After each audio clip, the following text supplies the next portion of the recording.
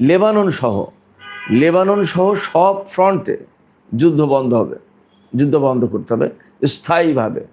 Lebanon সহ সব ফ্রন্টে স্থায়ীভাবে যুদ্ধ বন্ধ করতে হবে। এই জায়গাটায় ছোট্ট একটু ব্যাখ্যা দিয়ে রাখি বা প্রশ্ন তুলে রাখি। এখানে ইসরায়েল কিন্তু যুদ্ধ করছে লেবাননে, এবং ইসরায়েলের পক্ষ থেকে ঘোষণা দেওয়া হয়েছে। মারিফ পত্রিকায় আমি খবরটা দেখলাম, ইসরায়েলের মারিফ পত্রিকা নামে একটা পত্রিকা আছে, সেই পত্রিকায় বলা হয়েছে আমেরিকা এবং ইরানের মধ্যে চুক্তি হলেও এই চুক্তি মানতে বাধ্য নয় ইসরায়েল। ইসরায়েল যদি বাধ্য না থাকে তাহলে লেবাননে যুদ্ধ বন্ধ করবে কিনা সেটা কিন্তু একটা প্রশ্ন। যদি ইসরায়েল যুদ্ধ বন্ধ করতে বাধ্য না হয় বা যুদ্ধ বন্ধ না করে, তাহলে কি দাঁড়াচ্ছে? তাহলে কিন্তু আলটিমেটলি ইরানকে লেবাননের হয়ে যুদ্ধ করতে হবে ইসরায়েলের বিরুদ্ধে। এখন এইরকম একটা প্রেক্ষাপটে ইরান কি করবে সেটা কিন্তু একটা ব্যাপার। তাহলে একের প্রথম শর্তই যে লেবাননের সাথে, লেবানন সহ সব ফ্রন্টে যুদ্ধ বন্ধ করতে হবে। আর সেই জায়গায় যদি ইসরায়েল আপত্তি জানায়, তাহলে অ্যাকচুয়ালি এই যে আমেরিকা এবং ইরানের ভেতরে যে সমঝোতাটা হলো, এই সমঝোতা কতটা কার্যকর হবে সেই প্রশ্ন কিন্তু থেকে গেল। কারণ আমেরিকা ইসরায়েলকে ছাড়তে পারবে, ইরান যেমন লেবাননকে বা হিজবুল্লাহকে ছাড়তে পারছে না, তেমনি আমেরিকা ইসরায়েলকে ছাড়তে পারবে না। আমি ব্যাখ্যা দিতে চাইছিলাম না, কিন্তু এই ইস্যুটা একদম 1 নম্বর, আর এটা খুবই একটা জটিল কুটিল ব্যাপার। এই জায়গায় একটু কথা বলতে হবে। এক ভাই বলছেন, thank you brother, thank you brother, thank you very much brother, please give us update news or let us know your address. আমি তো ঢাকায় থাকি, আমার অ্যাড্রেস আর কি। আর হ্যাঁ, এই তো নিউজের আপডেট দিচ্ছি। নিউজের আপডেট তো আমি সবসময় দিই, প্রতিদিন 2টো করে ভিডিও দিই। এটা বানাতে অনেক ঘাটাঘাটি করতে অনেক সময় লাগে, তার জন্য আসলে আমি চেষ্টা করি একদম ভেতরের খবরগুলো, অথেন্টিক খবরগুলো তুলে আনতে। এই জন্য প্রচুর সংখ্যক গণমাধ্যম, অনলাইন টেলিভিশন বা আদার পত্রপত্রিকা ঘাটাঘাটি করে তারপর দিই। সো আপনারা নিশ্চিত থাকতে পারেন যে আমি আপনাদেরকে একেবারেই আপডেট অথেন্টিক খবর দেওয়ার চেষ্টা করি। হয়তো কখনো কখনো একটু মজা করি, সেটা ভিন্ন জিনিস, কিন্তু মূল মেসেজ যেগুলো সেগুলো অথেন্টিক এবং আপডেট থাকে। যা হোক, আমি আপনাদের সবাইকে সালাম এবং শুভেচ্ছা জানাচ্ছি। আপনাদের সবাইকে সুস্বাগতম। 2 নম্বরে যে বিষয়টা থাকছে, ইরানের অভ্যন্তরীণ বিষয়ে হস্তক্ষেপ না করা এবং ইসলামী প্রজাতন্ত্রের সার্বভৌমত্বের প্রতি সম্মান। 2 নম্বরে যে সমঝোতার 2 নম্বরে যে পয়েন্ট আছে, ইরান বা আমেরিকা যেখানে সম্মত হয়েছে, ইরানের পক্ষ থেকে দাবি তোলা হয়েছে যে ইরানের অভ্যন্তরীণ ব্যাপারে আমেরিকা হস্তক্ষেপ করতে পারবে না, এবং ইসলামী প্রজাতন্ত্র ইরানের যে সার্বভৌমত্ব আছে, সভরেন্টি আছে, এই সভরেন্টির ব্যাপারে সম্মান দেখাতে হবে। কোনো মতেই ইরানের উপর হামলা করা যাবে না, ইরানকে থ্রেট দেওয়া যাবে না, ইরানের ভেতরে কোনো গুপ্তচর বৃত্তি বা গোয়েন্দা বৃত্তি করানো যাবে না, ইরানের আকাশে আমেরিকা বা তার মিত্ররা ইসরায়েল কেউ ড্রোন পাঠাতে পারবে না, এরকম ব্যাপার। তো ইরানের স্বাধীনতা, সার্বভৌমত্ব, ভৌগোলিক অখণ্ডতা, এগুলোর প্রতি সম্মান দেখানোর ব্যাপারে এবং ইরানের অভ্যন্তরীণ ব্যাপারে যাতে কোনো রকমের হস্তক্ষেপ না করা হয় তার একটা শর্ত দেওয়া হয়েছে, এবং আমেরিকা এটা মেনে নিয়েছে। হ্যাঁ, গুড মর্নিং দিচ্ছেন সাদ্দাম হোসেন।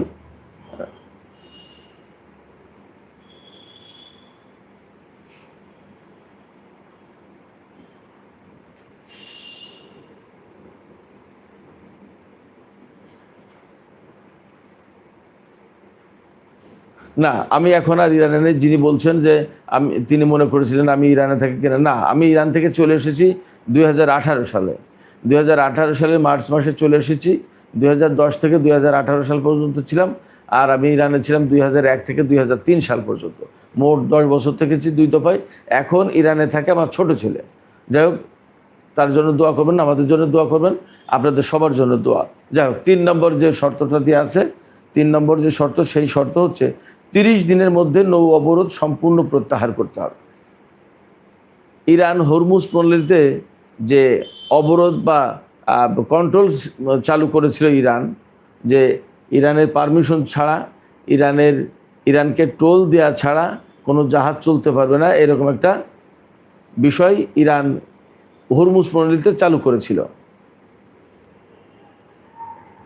এর বিপরীতে যুদ্ধবিরতি যখন হলো, 8ই এপ্রিল যুদ্ধবিরতি হলো এবং 11-12 এপ্রিল মিলে পাকিস্তানে ইরান এবং আমেরিকার মধ্যে প্রথম আলোচনা হলো।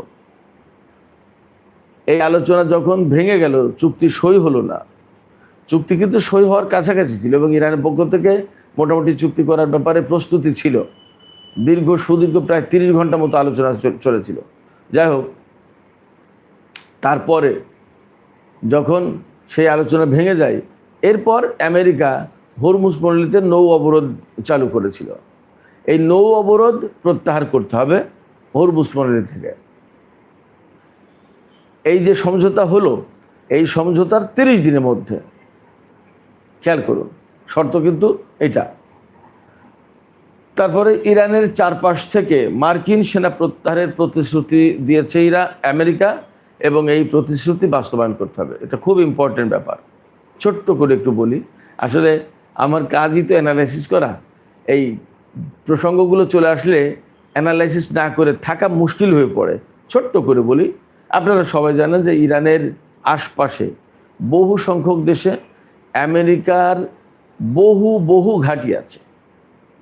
ইরান এই যে যুদ্ধের সময় অন্তত 22টি ঘাঁটিতে হামলা চালিয়েছে।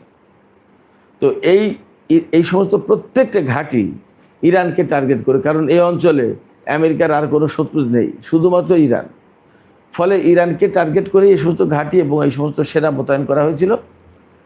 ইরান বলেছে যে ইরানের আশপাশে যত মার্কিন সেনা আছে তাদেরকে প্রত্যাহার করতে হবে এবং এই প্রত্যাহার করার ব্যাপারে আমেরিকা কিন্তু রাজি হয়েছে। তারপরে এই সমঝোতা হয়েছে, এটা কিন্তু খেয়াল করতে হবে। তারপরে গিয়ে হরমুজ প্রণালী খুলে দেওয়ার প্রশ্ন, এটা খুব ইন্টারেস্টিং, খুব গুরুত্বপূর্ণ। আমেরিকা বারবার দাবি করছে যে চুক্তির সাথে সাথে বা সমঝোতার সাথে সাথেই হরমুজ প্রণালী একদম পুরোপুরি খুলে দেওয়া হবে। এখানে শর্ত সাপেক্ষে খোলা হবে। এই সমঝোতায় যা আছে তা হচ্ছে যে ইরানের ব্যবস্থাপনায় হরমুজ প্রণালী উন্মুক্ত করা হবে, খুলে দেওয়া হবে। ইরানের ব্যবস্থাপনায় কি, কোন জাহাজ যাবে কোন জাহাজ যাবে না, তারপরে জাহাজের নিরাপত্তা দেয়া, তাদের মেবি এখানে টোল আদায়ের প্রশ্ন থাকতে পারে। ইরানের ব্যবস্থাপনা, অর্থাৎ ইরান কিভাবে কি করবে না করবে, এই ম্যানেজমেন্টের দায়িত্ব কমপ্লিটলি ইরান দেখবে। অতএব ইরানের ব্যবস্থাপনায় হরমুজ প্রণালী খোলা হবে, এখানে আমেরিকার কোনো মাতব্বরি থাকবে না। এরপরে তেল ও তেলজাত পণ্য রপ্তানির ওপর থেকে নিষেধাজ্ঞা স্থগিত করতে হবে। আমেরিকা ইরানের যে তেল এবং তেলজাত পণ্য, অর্থাৎ বিটুমিন, তারপরে তেল থেকে উৎপাদিত, অর্থাৎ জ্বালানি তেল রিফাইন করলে কিন্তু 4-5-6টা প্রোডাক্ট বের হয়।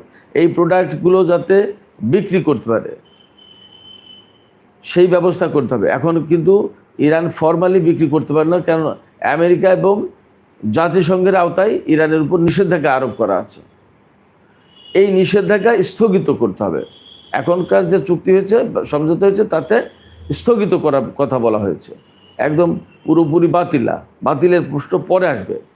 এই যে 30 দিনের যে একটা কথা বলা হচ্ছে, এই 30 দিন অর্থাৎ 30 দিনের একটা সময়সীমা আছে। প্রাথমিক যে সমঝোতায় এই সময়সীমার ভিতরে এই যে প্রাথমিক যে সমঝোতাগুলো হয়েছে, এর অনেক কিছু 30 দিনের ভেতরে বাস্তবায়ন করতে হবে। এর ভিতরেও আবার আরও কিছু আলাদা শর্ত আছে, আমি বলছি সেটা। তো এই যে প্রাথমিক সমঝোতা, এই সমঝোতার আওতায় ইরানের তেল এবং তেলজাত পণ্য যাতে রপ্তানি করতে পারে সেই ব্যাপারে ব্যবস্থা নিতে হবে, অর্থাৎ ইরানের উপর থেকে নিষেধাজ্ঞা স্থগিত করতে হবে। এর সাথে আরও কিছু কথা আছে, আমি জানাচ্ছি। সেটা হচ্ছে ইরানের যে সমস্ত বিদেশে যে সমস্ত অর্থ আটকে আছে, বা ইরান নতুন করে যে তেল এবং তেলজাত পণ্য রপ্তানি করবে, তার যে অর্থ, সেই অর্থগুলো যাতে ইরান স্বাভাবিকভাবে সহজে পেতে পারে, এই অর্থের ওপরে, অর্থের বিষয়ে তার ইরানের প্রবেশাধিকার দিতে হবে, থাকতে হবে। অর্থাৎ এখানে সম্ভবত সুইফট সিস্টেমের কথা বলা হয়েছে। এই সিস্টেমে না ঢুকতে পারলে তো ইরান ব্যাংকিং চ্যানেলে টাকা আনতে পারবে না। তো এই সিস্টেমে প্রবেশাধিকার থাকতে হবে ইরানের, এই নিশ্চয়তা দেওয়া হয়েছে, থাকতে হবে ইরানের। এই দাবি জানিয়েছে, এটা মানবে কি মানবে না আমেরিকা ব্যাপারটা তা কিন্তু না। অর্থাৎ এই থাকতে হবে, এই কথার উপরে আমেরিকার সম্মতি দিয়েছে, রাজি হয়েছে, হ্যাঁ ঠিক আছে, তোমরা তেল বিক্রি করতে পারবা এবং তোমাদের তেলের টাকা তোমরা সুইফট সিস্টেমে বা যে কোনো ট্রানজ্যাকশন সিস্টেমে তোমরা নিতে পারবে, আমরা সে ব্যাপারে রাজি হলাম। এই রাজি হওয়ার পরেই কিন্তু এই ফাইনাল ঘোষণা দেওয়া হয়েছে। অতএব এখানে ইরানের দাবি আকারে আর নেই, এটা কিন্তু দুই দেশের মধ্যে সমঝোতা হয়েছে, এটা চূড়ান্ত।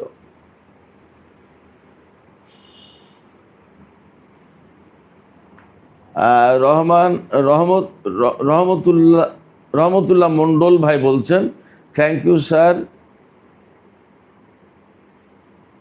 Salute to you for good discussion about Iran and America deal. Thank you, আপনাকেও অনেক অনেক ধন্যবাদ জানাচ্ছি। I really like your analysis, thank you from me.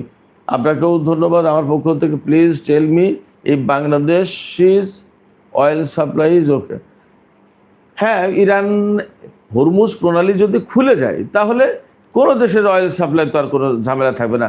আর বাংলাদেশে আপনি কি অয়েল সাপ্লাই ওকে আছে কি না বলতে, বাংলাদেশের তেল ঠিকমতো পাওয়া যেত কিনা? হ্যাঁ, তেল প্রথম দিকে যে সংকট তৈরি হয়েছিল সেই সংকট আর তো নেই। এখন পাম্পগুলোতে সুদীর্ঘ লাইন হচ্ছে না, এই সমস্ত ঝুট ঝামেলা তো নেই, এখন স্বাভাবিক বাংলাদেশের পরিস্থিতি। আপনি যদি এইটা জানতে চান তাহলে আমি এই কথা জানালাম।